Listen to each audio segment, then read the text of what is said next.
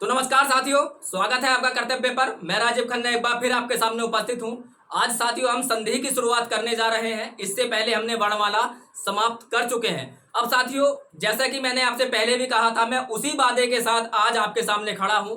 वर्णमाला कंप्लीट हो चुकी है और यदि आपने सारे वीडियो देखे हैं तो मैं उसी वादे के साथ कायम हूं। यदि आपसे वर्णमाला से कोई एक भी सवाल गलत हो जाता है, आप तुरंत चैनल को छोड़ देना। यदि आपसे खड़ी पाई वाले जो व्यंजन होते हैं, खड़ी पाई वाले व्यंजन, वहां से यदि आपका एक भी सवाल गलत हो जाता है, आप तुरंत चैनल को छोड़ देना। जैसे कि मैंने आपको बताया था, शब्दकोश से यदि आपका एक भी सवाल गलत हो जाता है, आप तुरंत चैनल को छोड़ करके चले जाना। और साथ ही मैंने आपको पढ़ाया है लिपि। यदि लिपि से भी साथियों कोई भी सवाल आपका गलत हो जाता है तो आप तुरंत चैनल को छोड़ करके चले जाइएगा। तो इसका मतलब ये हुआ कि हमने वर्णमाला कंप्लीट की है, उसके बाद में शब्दकोश कंप्लीट किया है, फिर हमने खड़ी पाई वाले व्यंजन कंप्लीट किए हैं, फिर हमने लिपि कंप्लीट की है। 5 वीडियो में हमने ये सब कुछ कंप्लीट कर लिया है। ज्यादा लंबे वीडियो नहीं है, 10-10, 12-12 मिनट के साथियों ये आपको वीडियो मिलेंगे। और साथियों उसी वादे के साथ मैं कायम हूं, आप प्रैक्टिस सेट लगाइए। यदि इन सबसे एक भी सवाल गलत होता है, आप तुरंत चैनल को छोड़ के चले जाइए। इसी वादे के साथ दोस्तों आज मैं संधि की शुरुआत करने जा रहा हूं।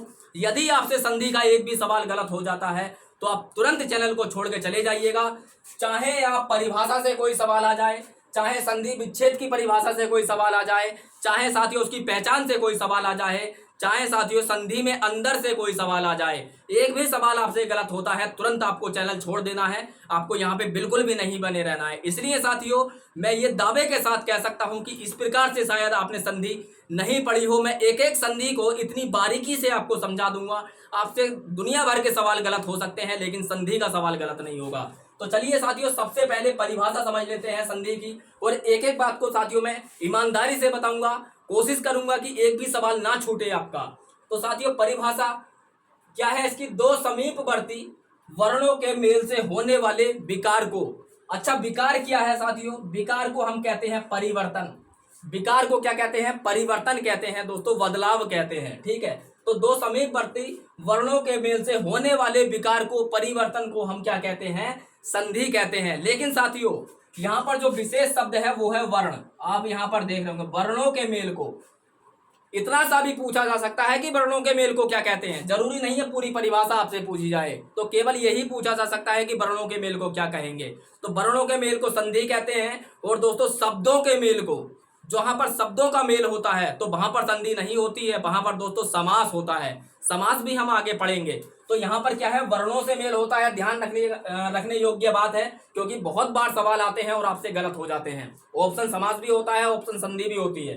ठीक है, अब दोस्तों संधि विच्छेद क्या है? तो दोस्तों संधि के नियमों द्वारा शब्द को अलग अलग करने की प्रक्रिया संधि विच्छेद कहलाती है। ठीक है, संधि के नियमों द्वारा शब्द को अलग करने की प्रक्रिया या तोड़ने की प्रक्रिया संधि विच्छेद कहलाती है। अब दोस्तों सबसे इंपॉर्टेंट है ये पहचान। यदि आपसे पूछ लिया जाए कि आप संधि की पहचान कैसे करेंगे, कि कौन सी स्वर संधि है, कौन सी व्यंजन संधि है, कौन सी विसर्ग संधि है, तो आपसे बताया नहीं जाएगा। लेकिन साथियों यदि आप ये वीडियो देख रहे हैं तो मैं गारंटी ले सकता हूं, आप मतलब पढ़ने के बाद पढ़ा सकते हैं। आप इतने मतलब एक्टिवेट हो जाएंगे पढ़ने के बाद, आपको लगेगा कि अब मैं पढ़ा सकता हूं।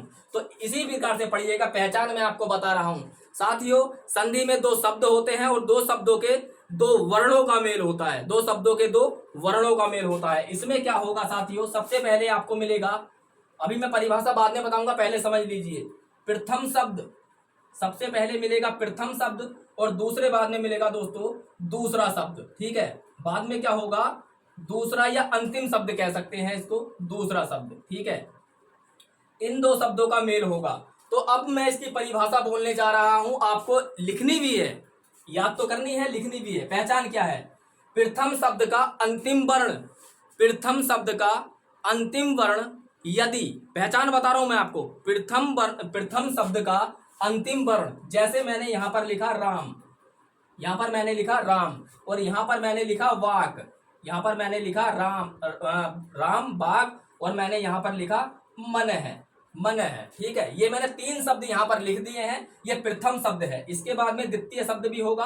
तो प्रथम शब्द का यदि अंतिम वर्ण, प्रथम शब्द का यदि अंतिम वर्ण दोस्तों स्वर है तो वो स्वर संधि है। प्रथम शब्द का यदि अंतिम वर्ण, प्रथम शब्द का अंतिम वर्ण, ये अंतिम वर्ण है इसका, यदि व्यंजन है तो व्यंजन संधि है। यदि प्रथम शब्द का अंतिम वर्ण, अंतिम वर्ण मतलब विसर्ग है तो विसर्ग संधि है। अब आप सोच रहे होंगे कि इसमें तो व्यंजन है ना, लेकिन दोस्तों माँ जो है ना इसमें आ शामिल है। ये सारी बातें हम पहले वैसे कर चुके हैं, यदि वीडियो नहीं देखे हैं आपने वर्णमाला के तो देख लीजिएगा। प्रत्येक वर्ण में आ शामिल होता है। वर्ण का जो शुद्ध रूप होता है वो इस प्रकार से होता है, हलंत तो उसके नीचे लगा हुआ होता है, तो इसमें आ शामिल नहीं है। और जब इसमें आ शामिल नहीं है तो ये क्या बचा, ये व्यंजन बचा। यदि मैं हलंत हटा दूं, अब ये व्यंजन नहीं है अब इसमें दोस्तों अंत में आ शामिल है, आ। तो प्रथम वर्ण, प्रथम शब्द का अंतिम वर्ण, यदि स्वर है तो स्वर संधि, व्यंजन है तो व्यंजन संधि, विसर्ग है तो व्यंजन संधि हो जाएगी। ठीक है। अब दोस्तों इसी प्रकार यहाँ पर, यहाँ से आपसे सवाल मतलब यहाँ से दूसरा शब्द हो सकते हैं, जैसे राम अवतार हो जाएगा ये, तो अवतार जुड़ जाए, या मतलब मैं जुड़ जाए तो बांग में हो जाएगा, मन है योग जुड़ जाए, इस प्रकार से। ठीक है। तो हमें पहचान के लिए प्रथम शब्द के अंतिम वर्ण पे ध्यान देना होता है। अब दोस्तों इसी प्रकार आपको अब समझ में आ गया संधि कितने प्रकार की होती है, 3 प्रकार की होती है। क्यों? प्रथम शब्द का अंतिम वर्ण है ना, स्वर है स्वर संधि, व्यंजन है व्यंजन संधि, और यदि विसर्ग है तो विसर्ग संधि तो इस प्रकार से आपने देखा, आप इसकी अब पहचान भी भली भांति कर सकते हैं। तो दोस्तों आपने को समझ में आया संधि 3 प्रकार की हुई। कौन कौन से प्रकार की हुई? सबसे पहले हम देखेंगे स्वर संधि है, उसके बाद में आप देखेंगे व्यंजन संधि है, उसके बाद में हम देखेंगे विसर्ग संधि है। अब दोस्तों स्वर संधि हम शुरुआत करेंगे और स्वर संधि के बारे में समझेंगे साथियों की इसकी क्या पहचान होती है और इसके कितने प्रकार होते हैं।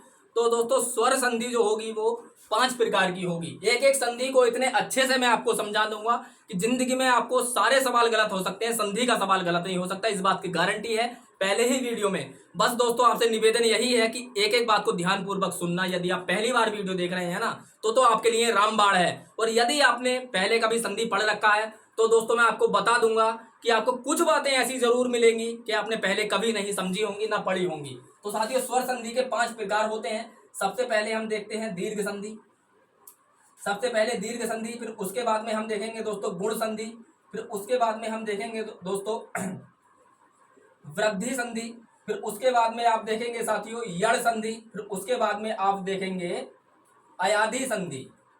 ये 5 प्रकार की संधि है। आपको लग रहा होगा कि ज्यादा समय इसमें लगेगा या मतलब अच्छे से समझ में नहीं आएगा, तो ये डर आप निकाल दीजिए, क्योंकि अब आप, मुझे मालूम है साथियों, मेरा विश्वास है कि आप इतनी अच्छी जगह है कि शायद आपसे अब कोई भी सवाल गलत हो। तो दीर्घ संधि की आज हम शुरुआत करने वाले हैं। बेसिकली हमने समझ लिया संधि की परिभाषा, संधि के प्रकार 3 प्रकार की होती है। आपसे पूछा जाए संधि कितने प्रकार की होती है, 3 प्रकार की, लेकिन पूछ लिया जाए स्वर संधि कितने प्रकार की होती है तो आपका जवाब होगा 5 प्रकार की, जिस प्रकार से आप यहाँ पर ये देख सकते हैं। तो स्वर संधि की शुरुआत होगी, और स्वर संधि में भी दोस्तों हम जो शुरुआत करेंगे वो करेंगे दीर्घ संधि से। किससे शुरुआत करेंगे? दीर्घ संधि से साथियों आज हम शुरुआत करने वाले हैं। और दीर्घ संधि क्या है? ये स्वर संधि है। अब दोस्तों दीर्घ संधि की पहचान क्या होती है, सबसे पहले हमें ये समझना जरूरी है। तो दीर्घ संधि में साथियों, आपने, जब मैं आपको स्वर पढ़ा रहा था मैंने आपको बताया था कि दीर्घ संधि स्वर 3 थे। कौन कौन से थे? सबसे पहले आपको मैंने बताया था बड़ा आ, उसके बाद मैंने बताया था बड़ी ई, फिर उसके बाद मैंने बताया था बड़ा ऊ। ठीक है। ये दोस्तों दीर्घ संधि स्वर थे। इन्हें दीर्घ संधि स्वर इसलिए कहा जाता था क्योंकि ये दीर्घ संधि में सॉरी दोस्तों, तो इन्हें दीर्घ संधि इसलिए कहा जाता है क्योंकि ये दीर्घ संधि में प्रयोग होते हैं। अब किस प्रकार से होते हैं ये? क्योंकि साथियों जब 2 वर्ण मिलेंगे ना तब इनका निर्माण होगा। अब इनका निर्माण कैसे होगा जरा ये समझ लेते हैं। पहले शब्द का अंतिम और दूसरे शब्द का प्रथम जब मिलता है तब दोस्तों संधि कहलाती है। प्रथम शब्द का अंतिम वर्ण प्लस अंतिम शब्द का या दूसरे शब्द का अंतिम शब्द का प्रथम वर्ण। अब इसको समझिएगा, अब इसको समझिएगा। देखिए यदि प्रथम शब्द का अंतिम वर्ण आ और अंतिम शब्द का प्रथम वर्ण भी आ है तो इनसे जो मेल होगा साथियों वो आ बनेगा, ये बनेगा साथियों। अब ये छोटा बड़ा कुछ भी हो सकता है, इधर ये बड़ा है इधर ये छोटा है, कोई फर्क नहीं पड़ेगा, आ ही आपका बनेगा बड़ा आ। ये बड़ा है ये छोटा है, फिर भी कोई फर्क नहीं पड़ेगा, आपको बड़ा आ ही बनेगा। यदि दोनों बड़े हैं तब भी साथियों बड़ा ही बनेगा, यदि दोनों छोटे हैं तब भी दोस्तों बड़ा आ ही बनेगा। अब इसको समझ लेते हैं किस प्रकार से। देखिए जरा, मैंने एक शब्द यहां पर लिखा साथियों, जैसे कि विद्यालय, विद्या प्लस आलय, ये लिखा। तो आप यहां पर देखेंगे कि जो प्रथम शब्द है क्या है, विद्या।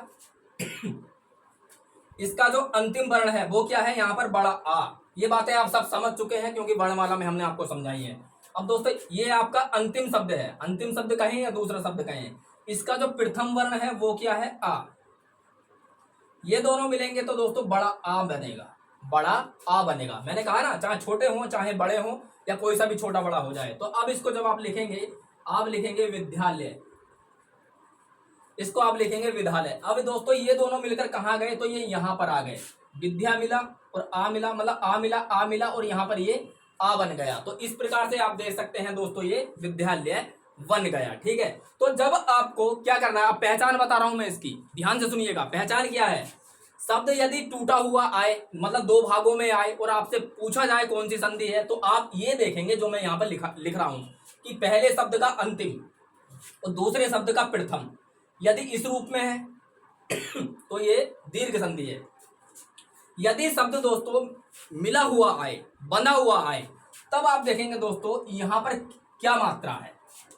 जहां पर शब्द ये बंधा है, जहां से अलग अलग होगा, तो यहाँ पर कौन सी मात्रा है। अगर आ की मात्रा होगी तब भी दोस्तों दीर्घ संधि।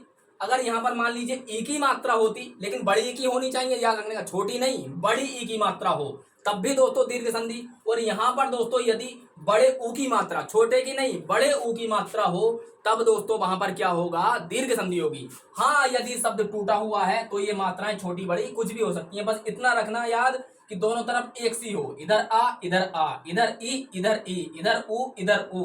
बंधा हुआ होगा तब दोस्तों बड़ी ही होगी मात्रा, चाहे वो आ की हो, ई की हो या ऊ की हो। अब दोस्तों मैं इसके एक दो शब्द आपको करा देता हूं और आपको अब अच्छे से समझ में आ जाएगा।